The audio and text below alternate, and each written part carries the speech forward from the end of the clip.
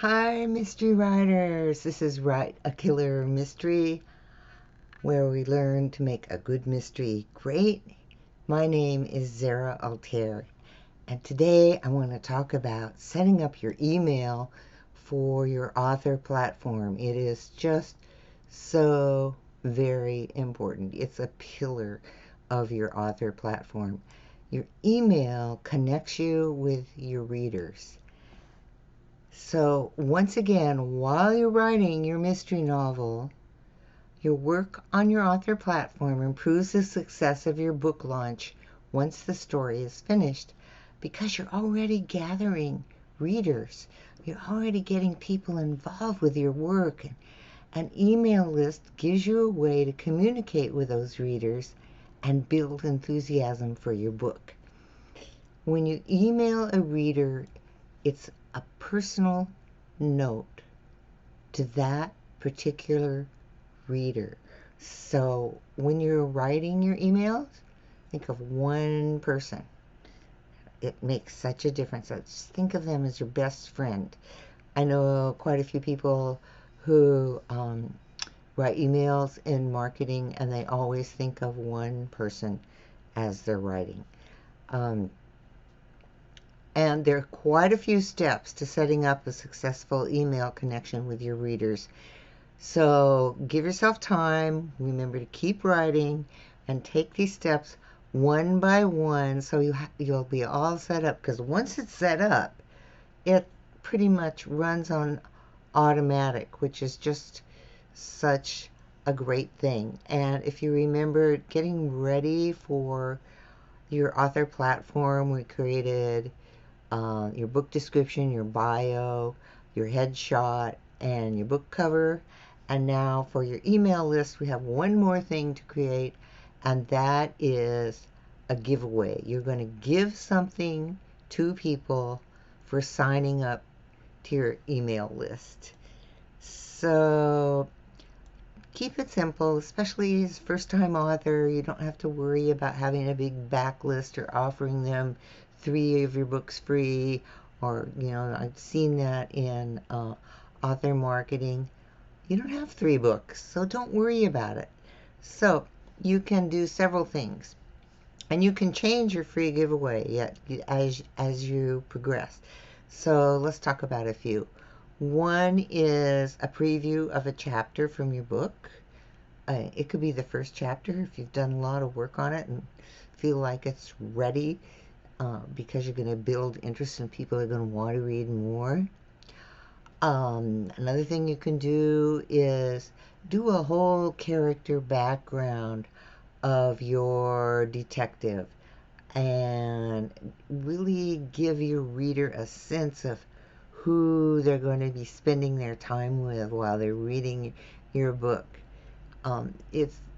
If you've done your work on your character Bible, it's pretty easy to translate this into character background for your detective and add a graphic or two, like if you always see a certain actor or something as being your hero or heroine, you can put that in the character background and use that image.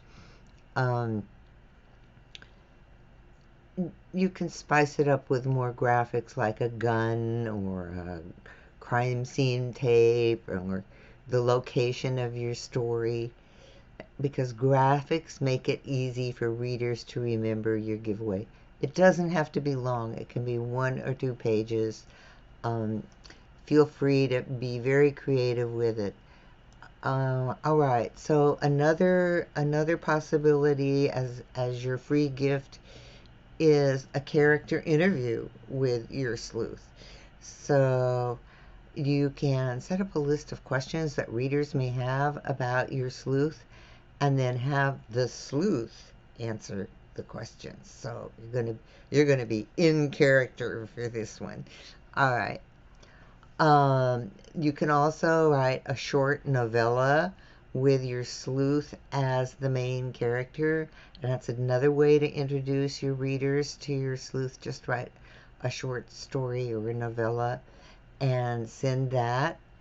And also, if your setting is historical or exotic or even in the future, you can create a brief about the setting or the story world and tell the readers how that setting, that world, influences your story.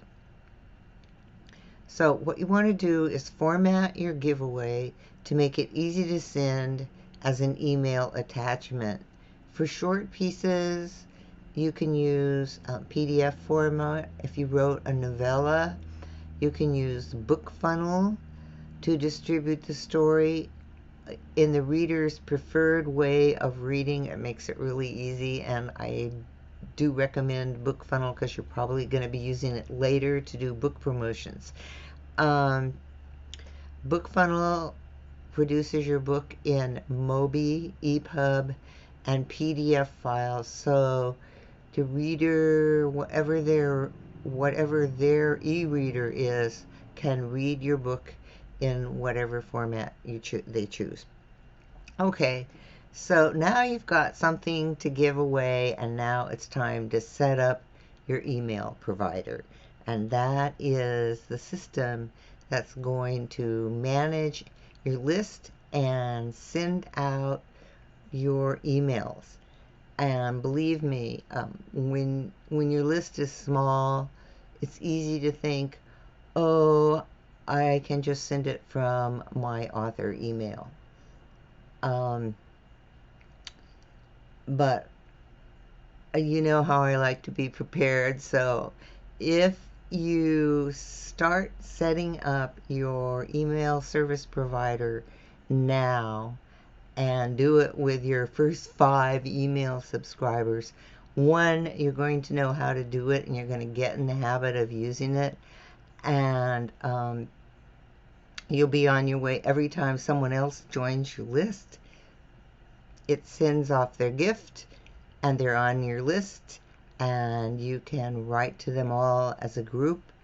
It just makes communicating, because as you build your list, and say you have 500, 1,000, 5,000 people on your email list, it makes it so much easier because you get to communicate with everyone at the same time. And your email service provider manages all the people who are on your list. So first you want to create an invitation to join your list, and that's called a landing page. And most email service providers offer a landing page, so you can set it up, you can say whatever you want, you can add graphics, and you entice people to join, and then they sign up with their name and their email list. And you can then send people to that landing page to join your list from your website and from social media, and you start getting new readers on your list. It's pretty exciting. It is. It gets more exciting. Then the next thing you want to do is to create what is called a welcome sequence. And that is a sequence of emails that go out to your reader on a regular basis once they've signed up to your list. And you can choose your email service provider. There's MailerLite, which a lot of authors use. There's MailChimp, there's ConvertKit, and all of those email service providers have a free program for smaller lists. So you're not going to be adding anything additional to your budget till usually you get up to 1,000 subscribers. So that gives you plenty of time to get familiar, learn how to do it, know what you want to do with your emails. And so then I wanted to, I have a strategy of 5 email that I send out when somebody joins my list, and I think it's a good um, short way to connect with them. And they go out over a period of about a month. Um, so, first of all, the first one is you thank your reader and introduce yourself in your book, and provide a link to the giveaway. That's the very first day. The day that they join your list, they get that. They get a link to your gift, and they're off. And then maybe the next day or 2 days later, you have a short and sweet little message that says something about you that's really brief, but mainly you want to say, did you miss the download? You give them the link again. And my quote is, history is different, people are the same, because I write historical mysteries, but you want to add some little quick little thing to get them to go download your free gift. Okay, then about 3 days after that, and you can set up the timing in your email service provider.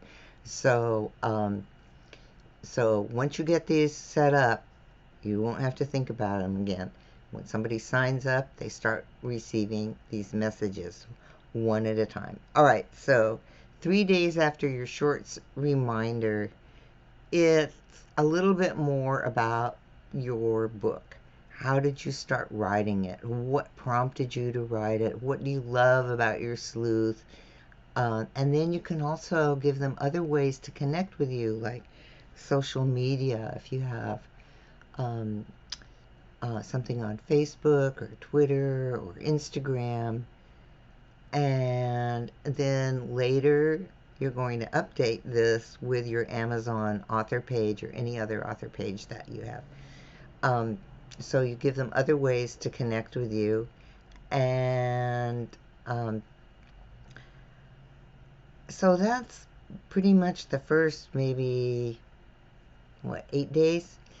And then a week after that, when you've told them a little bit more about yourself, then a week after that is some personal things about you, like what activities do you like to do? Do you go walking? Do you go hiking? Do you snowboarding? Whatever your favorite activities are. Cooking, do you have? And then later on, when you have more books, you can put a link to one of your books. A week after that one, an invitation for free books forever by joining your beta reader group. So you're going to invite them to join another email list. You'll have to set that one up too, to become a beta reader. So when your book is finished and you want to get feedback before you publish it, they can get a free copy of that book. And I use, once again, BookFunnel to send them that copy, which you send out about a month before you publish, so they have time to read it and give you feedback. And they can decline. They don't have to do that. It's just another offer. Okay, and the next thing is once again, you want to write one-on-one. You want to make your email letter feel like you're writing to that one reader. So avoid phrases like you guys and all of that, and make sure it feels one-on-one, because that's the way the reader feels. And you'll be amazed how readers think of you. When you do that, readers start thinking of you as a person in their life, believe it or not. So, and you start getting responses to your emails. It's pretty amazing. The more personal you are, the better your reader feels about that message, and you care about your readers. So these aren't, like hard-hitting sales messages. This is just like connecting with your reader. Uh, and let your reader know that you care about them. Most email service providers allow you to have a field where you can enter the first name of that person so you can make it feel even more personalized. So you may want to do that. That's a personal call for you on whether you want to do that or not. But it's easy to set up if you decide to do that. Okay, so once you've created your email list and you set up your autoresponder email sequence. I know this is a lot of terms, but it's once you get going and you go to an email service provider, they'll walk you through the steps. It isn't as complicated as it sounds. So once you've created that, those introductory messages, and you want to keep in touch with your readers on a regular basis. So consistency is critical. It doesn't matter what your schedule is, whether it's once a week or twice a month or once a month. You want to have some kind of consistency with your message, which is called a broadcast, which is different than the autoresponders. And I've just lost my train of thought here. Oh, that you want to be consistent. So you want to think about your time schedule, because remember, you're writing. Writing is first. All of this stuff is second. That's why it's good to start practicing while you're still writing your first novel.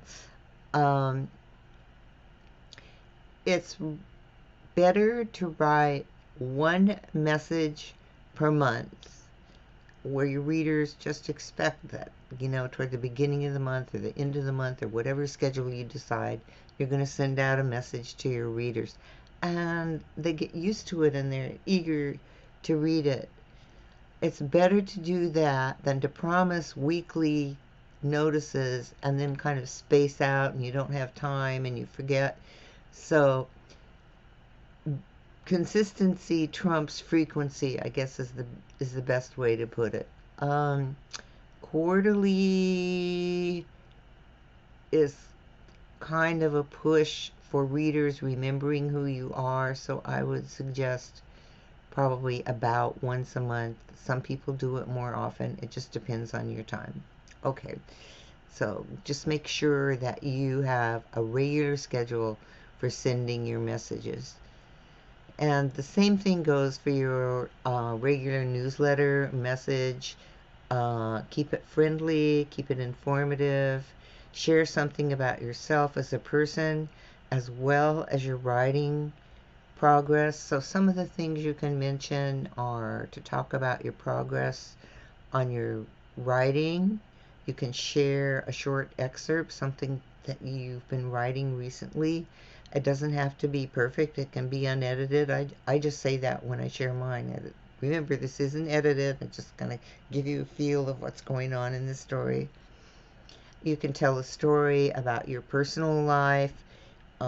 Share things like your children, if you want to share your children, pictures of your children, pets, cooking, vacation, mini adventures like a weekend out at the beach or whatever it is you do. And then if you're thinking about a character idea, you can ask for feedback on a character idea. And you can also tell them the current books you're reading and maybe make comments about why you, one, reading it in the first place, and two, whether you liked it or not. You get to be personal. It's like sharing your personal but author life in your emails. And your message doesn't have to be long. Readers are busy. And then the very last thing about your messages is ask a question at the end. And just encourage feedback from your readers, like, who is your favorite detective? And just make sure to ask one little question each time you send out your regular email to encourage response. And I'll tell you, for me, every time I get responses, I'm just thrilled. But I remember the first time I got a response from my email list, I was just like, whoa, my gosh, it's working. It was so exciting. And I pretty much feel like that every month when I send it out because I get responses back, and it's gives you a very rewarding feeling, and you're accomplishing your goal of what you want to do with your email, which is to connect with your readers. Okay, your email list is your author treasure trove. People who subscribe to your list want to hear from you, and they want to know about your writing journey. They, if they didn't want to know those things, they wouldn't subscribe to your list. Because, as you know, you're going to invite people, not everybody's going to respond. So the people who sign up, especially when your book isn't even finished yet, really care about you and your writing. So always be appreciative of their presence. And the very last thing is, your email list, like your website, belongs to you. And it is the best way to stay in touch with readers and build your fan base. It is. It's just like, it's the you-ness of you, the author. So, lots of work to do while you're writing your story, I know. And so I am definitely going to timestamp this in the description so you can come back to the various parts, because there is a lot. This is extra long today. So thank you once again for being here, and keep writing. And also keep reading, because as writers, we learn so much. And especially we learn so much from the masters. This week I'm listening to Joseph Conrad's Victory on Audible, and he has always been one of my writing heroes. I consider him the master of the paragraph. He can do a description, and then right at the end of the paragraph, he has this sentence that just takes everything and grab you at the heart. Just a master writer. Anyway, it's been just, I'm revisiting Joseph Conrad. In my late 30s, I read everything Joseph Conrad wrote. And not only that, I read it aloud. I talk about being a fan. I read it aloud because his language is just so amazing. So you might like to visit one of your favorite author models and listen to them read on Audible. And I am so excited that Audible is a sponsor for Write a Killer Mystery. I'm very thrilled, so I invite you to check it out. There's a link below for a 30-day free subscription, and enjoy. And I will see you next time.